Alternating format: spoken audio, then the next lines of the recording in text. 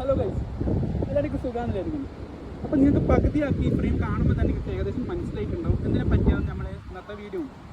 എന്നാലൊരു ഫോർമാലിറ്റിക്ക് വേണ്ടിയിട്ട് ഞാൻ എൻ്റെ കാര്യം പറയാം. ഞാൻ ഇന്ന് ഈ കാണുന്ന ഹോണ്ട CB 350 ക്ലാസിനെ പറ്റി എൻ്റെ ഒരു ചെറിയൊരു റൈഡർ എക്സ്പീരിയൻസ് നിങ്ങളായിട്ട് ഷെയർ ചെയ്യുന്നതാണ് ഈ വീഡിയോ. അപ്പോൾ നമുക്ക് ലേറ്റ് ആക്കാൻ നമുക്ക് വീഡിയോയിലേക്ക് പോകാം.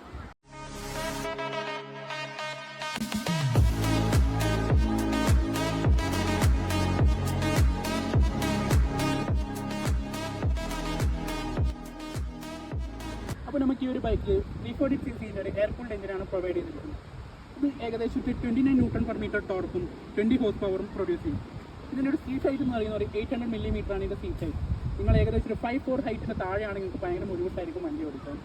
പിന്നെ ഇതിൻ്റെ ഫ്യൂൾ ടാങ്ക് കപ്പാസിറ്റി എന്ന് പറയുകയാണെങ്കിൽ 15.2 liters ആണ് ഇതിൻ്റെ ഫ്യൂൾ ടാങ്ക്. നിങ്ങൾക്ക് ഏകദേശം ഒരു 1500 to 1600 രൂപ കൊടുക്കുകയാണെങ്കിൽ നിങ്ങൾക്ക് ഫുൾ ടാങ്ക് ആക്കാം. ഈ ബൈക്ക് വരുന്നത് 2026 മോഡലാണ്. ഞാൻ ഇത് വാങ്ങിയിട്ട് ഇന്നേക്ക് 29 days ആയി. അപ്പോൾ ഇതിൻ്റെ മീറ്റിലേക്ക് വരുവാണെങ്കിൽ ഞാൻ ഏകദേശം 983 kilometers ട്രാവൽ ചെയ്തു. അതിൽ മൈലേജ് കാണിക്കുന്നത് 38.7 liters ആണ്.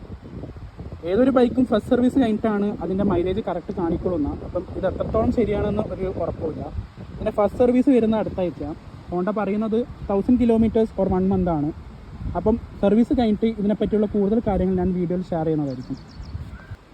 അപ്പോൾ ഈ ബൈക്കിൻ്റെ ഒരു റൈഡർ എക്സ്പീരിയൻസ് എന്ന് പറയുമ്പോൾ കുറേ ഡ്രോബാക്സും ഉണ്ട്, കുറേ നല്ല കാര്യങ്ങളുണ്ട്. ഡ്രോബാക്സിലേക്ക് ഞാൻ മെയിനായിട്ട് വരാം. ഡ്രോബാക്സ് എന്ന് പറയുമ്പോൾ മെയിനായിട്ട് ഇതിൻ്റെ സീറ്റ് തീരെ ഒരു അൺകംഫർട്ടബിൾ സീറ്റാണ് ഹോണ്ട പ്രൊവൈഡ് ചെയ്തിരിക്കുന്നത്. കുറേ നേരത്തെ ഒരു റൈഡിന് വേണ്ടിയിട്ട് ഇത് സീറ്റ് നല്ലതാണോ എന്ന് വെച്ചാൽ ഞാൻ ഒരിക്കലും റെക്കമെൻഡ് ചെയ്യുന്നു. ഈ സീറ്റിൻ്റെ ബാക്ക് സീറ്റിനെ പറ്റി പറയുവാണെങ്കിൽ നമ്മൾ സാധാരണ ഒരു ബാക്ക് സീറ്റ് ആകുമ്പോൾ ഒരു ഫ്രണ്ടിലേക്ക് ഒരു ഇൻക്ലൈൻഡ് ആയിട്ടാണ് വേണ്ടത്.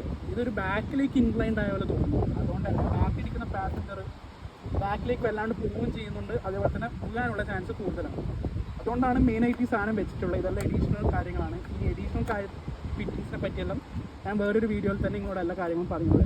ഈ ബൈക്കിൽ കുറച്ച് ഓവർ വെയിറ്റ് ആണോ എന്ന് ചോദിച്ചാൽ ഓവർ വെയിറ്റ് എന്ന് പറയാനില്ല. നിങ്ങൾ സാധാരണ ഒരു എൻഫീൽഡെല്ലാം ഓടിക്കുകയാണെങ്കിൽ നിങ്ങൾക്ക് ഓക്കെ ആയിരിക്കും.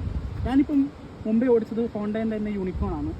അപ്പം അത് വെച്ച് കമ്പയർ ചെയ്യുകയാണെങ്കിൽ എൻ്റെ വെയിറ്റ് കുറച്ച് കൂടി. കുറച്ചുമല്ല, 47 കിലോൻ്റെ അടുത്ത് കൂടിയിട്ടുണ്ട്. ഈ ബൈക്കിന് ഏകദേശം 186 kg ആണ് ഇതിൻ്റെ ബൈക്കിൻ്റെ വെയിറ്റ് വരുന്നത്.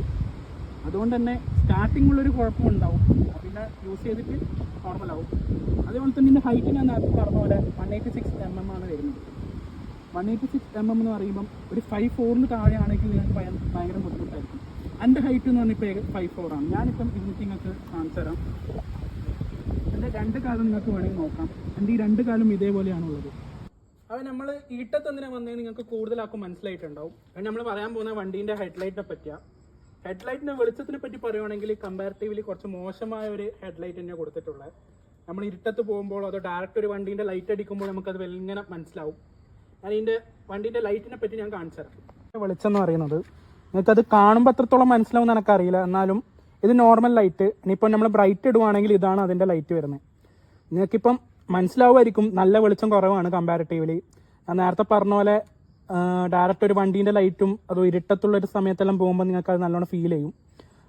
അതുകൊണ്ട് ഒരു ഫോഗ് ലൈറ്റ് അഡീഷണൽ ആയിട്ട് വെക്കുന്നതായിരിക്കും എന്തായാലും നല്ലത്. ഞാൻ എന്തെല്ലാം വണ്ടിയിൽ അഡീഷണൽ ആയിട്ട് ചെയ്തതെന്നുള്ളതിനെ പറ്റിയാലും ഞാൻ വേറൊരു വീഡിയോയിൽ തന്നെ പറയുന്നതായിരിക്കും. അപ്പോൾ ഇതാണ് നമ്മുടെ ബൈക്കിൻ്റെ രാത്രിയത്തെ ഒരു റൈഡിങ് എക്സ്പീരിയൻസും അതേപോലെ തന്നെ വണ്ടീൻ്റെ ഒച്ചയും.